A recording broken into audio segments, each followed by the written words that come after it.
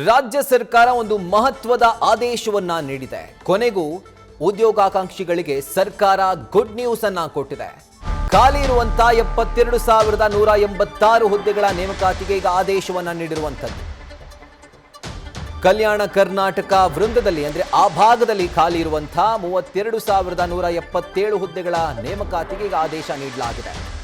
ಮುಂದಿನ 2 ತಿಂಗಳ ಒಳಗಾಗಿ ನೇಮಕಾತಿಗೆ ಅಧಿಸೂಚನೆಯನ್ನ ಹೊರಡಿಸಬೇಕು.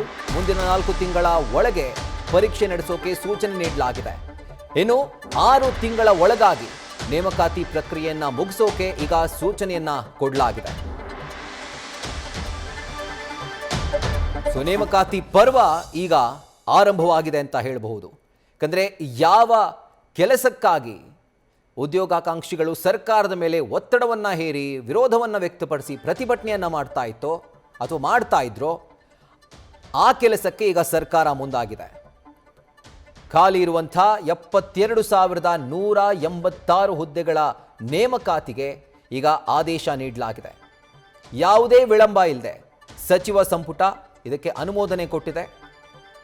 2 ತಿಂಗಳ ಒಳಗಾಗಿ ನೇಮಕಾತಿಗೆ ಅಧಿಸೂಚನೆ ಪ್ರಕಟವಾಗಬೇಕು, ಆದರೆ ಪ್ರಕಟ ಆಗಬೇಕು ಅನ್ನುವಂಥ ತಾಕೀತನ್ನು ಮಾಡಿರುವಂಥದ್ದು.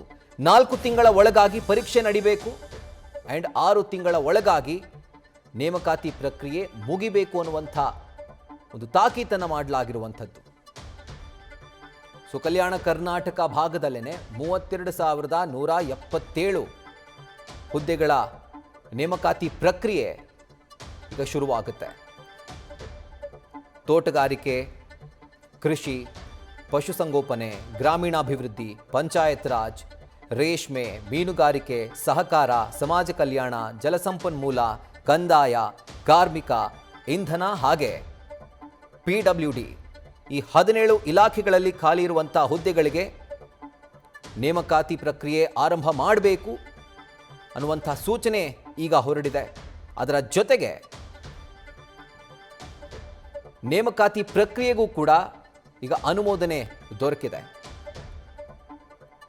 ಯಾವ ಕ್ಷಣಕ್ಕಾಗಿ ಉದ್ಯೋಗಾಕಾಂಕ್ಷಿಗಳು ಕಾಯ್ತಾ ಇದ್ರೋ ಆ ಕ್ಷಣ ಈಗ ಬಂದಿದೆ. ಕೊನೆಗೂ ಉದ್ಯೋಗಾಕಾಂಕ್ಷಿಗಳಿಗೆ ಸರ್ಕಾರ ಗುಡ್ ನ್ಯೂಸ್ ಕೊಟ್ಟಿರುವಂಥದ್ದು. ಪ್ರತಿಭಟನೆ, ಕಿಚ್ಚು, ಆಕ್ರೋಶ ಇದೆಲ್ಲವೂ ಕೂಡ ಕಾಲ್ ಫಾರ್ ಮಾಡಲಿ ಅನ್ನುವಂಥ ನಿಟ್ಟಿನಲ್ಲಿ ಆಗಿದ್ದದ್ದು. ಆದರೆ ಈಗ ಕೊನೆಗೂ ಆ ಪ್ರತಿಭಟನೆಗೆ ಒಂದು ರೀತಿ ನ್ಯಾಯ ಸಿಕ್ಕಂತಾಗಿದೆ. ಇದರ ಕುರಿತಾಗಿ ಡೀಟೇಲ್ಸ್ ಅನ್ನ ಕೊಡ್ತಾ ಹೋಗ್ತಾರೆ ನಮ್ಮ ಪ್ರತಿನಿಧಿ ಹರೀಶ್. ಈಗ ಫೋನ್ ಮುಖಾಂತರ ಜಾಯಿನ್ ಆಗಿದ್ದಾರೆ. ಹರೀಶ್, ಎಲ್ಲೋ ಒಂದು ಕಡೆ ಬಾಕಿ ಇದ್ದಂಥ ಸರ್ಕಾರದ ಒಂದು ಕೆಲಸವನ್ನ ಅಂದ್ರೆ ಹಿಂದಿನ ಸರ್ಕಾರ, ಸಿದ್ದರಾಮಯ್ಯನವರ ಸರ್ಕಾರ, ಈ ಎಲ್ಲ ಸರ್ಕಾರಗಳು ಏನು ಮುಂದಕ್ಕೆ ಹಾಕೊಂಡು ಬಂದಿತ್ತು, ಪೋಸ್ಟ್ಪೋನ್ ಮಾಡ್ಕೊಳ್ತಾ ಬಂದಿತ್ತು, ಆ ಕೆಲಸವನ್ನ ಮುಖ್ಯಮಂತ್ರಿ DK ಶಿವಕುಮಾರ್ ಈಗ ಮಾಡಿದ್ದಾರೆ. ಆ್ಯಂಡ್ ಎಲ್ಲೋ ಒಂದು ಕಡೆ ಉದ್ಯೋಗಾಕಾಂಕ್ಷಿಗಳಿಗೆ ಒಂದು ರೀತಿ ಭರವಸೆಯ ಬೆಳಕು ಆ್ಯಂಡ್ ಗುಡ್ ನ್ಯೂಸ್. ಹಾಗಿದ್ರೆ ಮುಂದಿನ 6 ತಿಂಗಳ ಒಳಗಾಗಿ ಈ ಕಂಪ್ಲೀಟ್ ಪ್ರೋಸೆಸ್ ಮುಕ್ತಾಯ ಆಗುತ್ತಾ ಅನ್ನೋದೇ ಪ್ರಶ್ನೆ. ಹೌದು, ಬಹಳ ಮುಖ್ಯವಾಗಿರುವಂತದ್ದು. ನಿರುದ್ಯೋಗಿಗಳು ಕೂಡ ಸಾಕಷ್ಟು ಪ್ರತಿಭಟನೆಯನ್ನ ಮಾಡಿದ್ರು. ಅದರಲ್ಲೂ ಕೂಡ ಯುವಕರು ಕೂಡ ಪ್ರೊಟೆಸ್ಟ್ ಅನ್ನ ಹುಬ್ಬಳ್ಳಿಯಲ್ಲಿ ಮಾಡಿದ್ರು. ನೇರ ನೇಮಕಾತಿ ಆಗ್ತಿಲ್ಲ ಅನ್ನುವಂತ ಆಕ್ರೋಶವನ್ನು ವ್ಯಕ್ತಪಡಿಸ್ತಾರೆ. ಅದರ ಬೆನ್ನೆಲ್ಲ ಸಚಿವ ಸಂಪುಟದ ಸಭೆಯಲ್ಲಿ ಕೂಡ ಇಲ್ಲಿ ಸಿದ್ದರಾಮಯ್ಯವರು ಚರ್ಚೆಯನ್ನು ನಡೆಸಿದ್ರು. ಅಂತಿಮವಾಗಿ ಎಲ್ಲಾ ರೀತಿಯ ಸಿದ್ಧತೆ ನಡೆಸ್ತಾರೆ. ಅದಾದ ನಡುವೆ ಕೂಡ ನಾಯಕತ್ವ ಬದಲಾವಣೆ ಆಯಿತು. ಇದೀಗ DK ಶಿವಕುಮಾರ್ ರಾಜ್ಯದ ಮುಖ್ಯಮಂತ್ರಿ ಆಗಿದ್ದಾರೆ.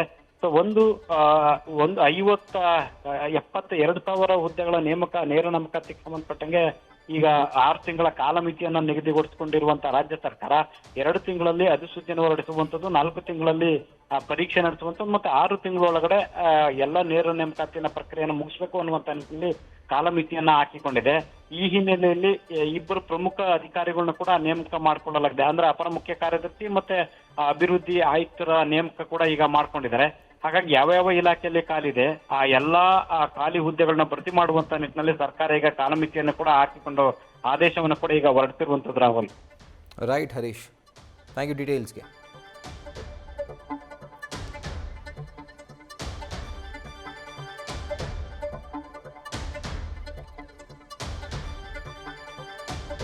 ಬಾಕಿ ಇರುವಂತಹ ಹುದ್ದೆಗಳ ನೇಮಕಾತಿ ಪ್ರಕ್ರಿಯೆ ಆರಂಭ ಆಗಬೇಕು ಅನ್ನುವಂಥ ನಿರ್ಧಾರವನ್ನ ಸರ್ಕಾರ ಈಗ ಮಾಡಿದೆ.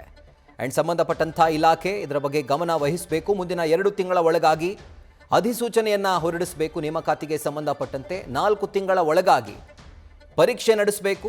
6 ತಿಂಗಳ ಒಳಗಾಗಿ ಆ ಕಂಪ್ಲೀಟ್ ಪ್ರೋಸೆಸ್ ಮುಗಿಬೇಕು. ನೇಮಕಾತಿ ಆಗಿರಬೇಕು ಅನ್ನುವಂಥ ಸೂಚನೆಯನ್ನು ಈಗ ಸರ್ಕಾರ ಕೊಟ್ಟಿದೆ.